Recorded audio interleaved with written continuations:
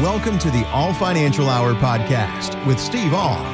You know, we talk a lot on this show about generating income in retirement because that's what it's all about. The recipe for a healthy retirement is income, income, and income. Well, for years, pensions have helped accomplish that, and then companies shifted to 401ks. Believe it or not, today, only 15% of private sector employees have pensions, and many miss them. Case in point, workers at aircraft maker Boeing, they walked the picket line for 2 months demanding that pensions return.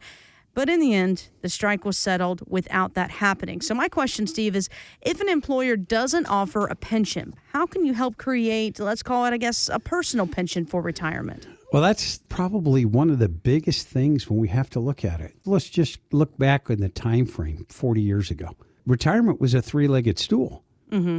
We had our pensions, we had Social Security, and we had personal savings. So we had three legs on that stool that we were sitting on that were all fairly well balanced.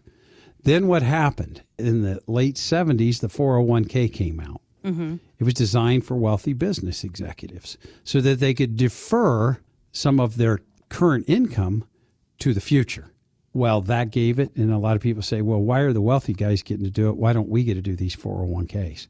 So people actually voted to move away from the pensions so that they could save for their own retirement. And the company said, great, you want to take all the risk? We'll let you.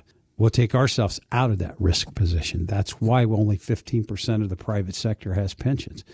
And then Social Security is the only leg that people are standing on, and we're not sure exactly what's going to happen with Social Security. So that's what's put retirement in that question of where we're at. And the biggest thing that I look at with most people when they come in is, when can I retire? Will I run out of money? And then the next one is, how am I going to replace my paycheck? Mm-hmm. And I think that's the most important thing that people look at. How much income am I going to need? And you had mentioned the personally funded pension. I like to use a fixed indexed annuity with an income rider where I'm going to turn on an income and I can make it for myself if I'm single, or me and myself if I'm married, and have that joint payment for the rest of the life. The big advantage of having a personally funded pension is if you pass away, the balance of the account does go to your heirs, whereas if it's a pension and you both pass away, it just stops. My heirs get nothing. Now, another topic that plagues a lot of folks, both working and then in retirement, is, of course, taxes. Many people assume that when they retire, they're no longer earning a paycheck, and that means that their taxes will go down. But tax planning expert Jeff Levine tells Morningstar that often turns out to be wrong. And they've saved and saved and saved, and they've continuously put aside these dollars into these tax-deferred accounts. And at some point, they reach retirement where they're going to need those dollars, and they begin to take them out either by choice or at some point because of required minimum distributions. And the amount of income that comes out, along with any interest they may have and taxable dividends, capital gain income, etc., that may very well push them into a higher tax environment than they were while they were working. All right, so here's the deal, Steve, I want to talk about it. What are the factors that can put you in a higher tax bracket in retirement? And how can, of course, planning now help avoid a huge tax bill year after year? When I look at tax planning, is a shift of focus. Most people look at a micro. All they're doing is looking, what am I doing for taxes this year? How many of us remember when the accountant called, said, if you'll put $6,000 in your IRA account, you'll save $400, $500, $600 in taxes? And the question that I looked at is, did we really save the tax? No, we just deferred the tax into the future. And that's what he's talking about when those required minimum distributions come in. I like to look at on the macro picture. What is the full bill for taxes going to cost me? Because I believe that most people out there, if you've got more than $1.75 million in your 401ks and IRAs, you are going to pass a tax time bomb onto your kids. And we start to look at it and say, do we think taxes are going up or taxes are going down? Everybody believes they're going up. So we look at it and say, let's do a tax analysis for your lifetime plus your children. Give us a call now. Ask about the tax planning, because I believe by reducing or eliminating taxes, it's the best thing you can do for retirement. You know, while the Federal Reserve continues to look at interest rate cuts, the stock market is still reaching new highs. And investment officer Dan Suzuki tells CNBC that's caught the Fed by surprise. The number one driver of markets is corporate profits, and corporate profits are getting better. Not only are they getting better, they're broadening out. And so I think that's creating, tremendous opportunity. That's not to say that there aren't sort of rain clouds on the horizon. Allocations are very high. Everybody's all in on risk and the same group of stocks. So I think that's something to consider. All right, so he's talking about the small group of tech stocks leading the charge here. This brings up, of course, memories. If you think back to the year 2000, that dot-com bubble we had. So, Steve, do you think that we could see that again? Markets are markets. If we could predict markets, I wouldn't be doing a radio show. I'd be out predicting the markets. So it goes from there.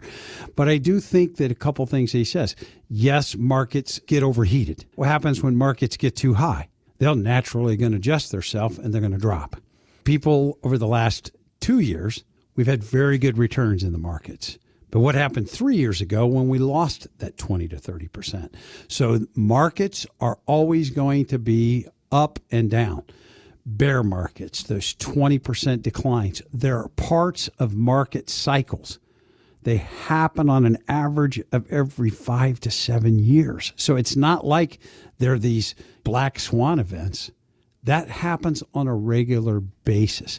And I think that when you start to look at this, you have to look at, is your portfolio diversified? Because when we start to look at a lot of diversification, where is it? And that's when I look at a lot of 401k plans. What do they basically have? They have large cap stocks.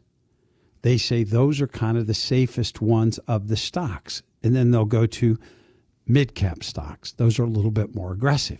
Then they'll drop down to small-cap stocks. And it's like they're even more aggressive. So you got to look at this stuff as we're moving along. Not a lot of options in those 401ks. Now, we had a client. She came into the office. And I usually ask that simple question. On the risk-reward scale, where do you fit? If you had to put it on a scale of 1 to 10, 1 being I'm as conservative as you can possibly be in the investment world, and 10, I'm as aggressive as you can possibly be in the investment world. If you couldn't pick 5, what number would you pick? And she looks at me and she goes, I'm a 1 or a 2. I said, okay. I said, let's do an analysis of where your 401k was. So she came back a couple weeks later, and I had to go to the risk-reward analysis.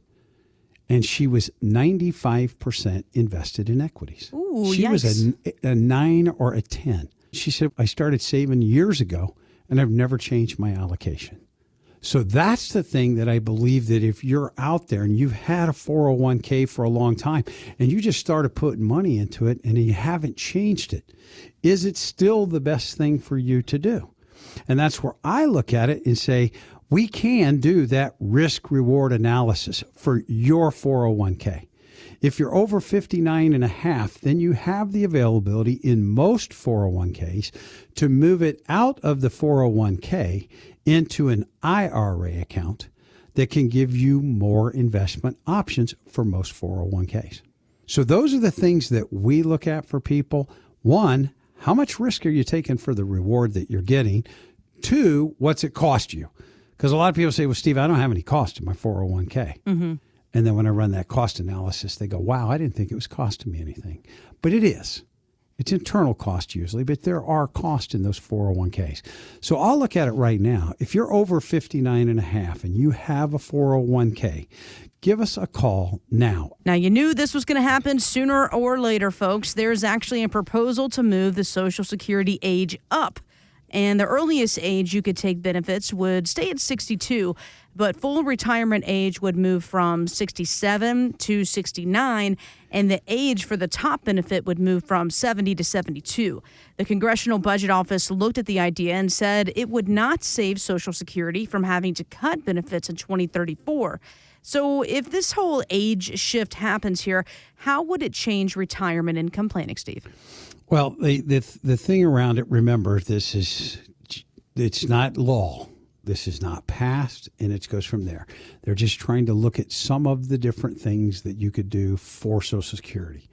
There's been changes for that throughout the years. I talk to a lot of my clients and they say, when I was coming out of high school and college and starting to work, I didn't think Social Security would be here. I'm 65 now, so I could take Social Security now when I didn't even think it was going to be here. Now they made some changes to it. In the 80s, when they thought it was going to go away, they began taxing Social Security income. In the 90s, when we thought it was going to go away, they put it at a higher percentage of your Social Security income is going to be taxable. And we've moved from 65 to 66, now 67 is the highest of the retirement ages, to get the full benefit. So they've changed it a lot over the years, and I'm going to say 3 to 5 years from now, Social Security will look different than what it currently is. And that's why I believe optimizing Social Security is the most important thing that you can do. For myself, when I look at optimization, I have to look at all of your assets, because it's hard for me to say, hey, Joe and Ellen, please delay your Social Security till age 70 if I don't know how many assets they got. Mm-hmm. So I have to do that full analysis before I can assist somebody in optimizing Social Security. But I look at it to the point in optimization is for spousal benefits. Because a lot of people say, well, Steve, I need to start my Social Security now, because if I don't start now, if I die, it won't happen. Mm-hmm. And I look at it to the point for most people, the largest benefit of the two when you pass away is what your spouse gets to keep. So I think that's very important when we're talking about optimization of Social Security in the long run.